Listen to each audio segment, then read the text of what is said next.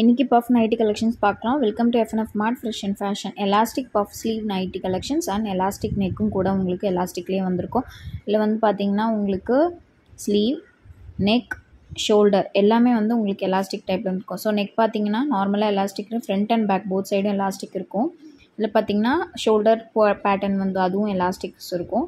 Sleeve வந்து puff sleeve எலாஸ்டிக்கோட உங்களுக்கு வந்திருக்கும். இது வந்து எக்ஸல் அண்ட் டபுள் எக்ஸல் ரெண்டு பேருமே யூஸ் பண்ணலாம், தாராளமாக இருக்கும்.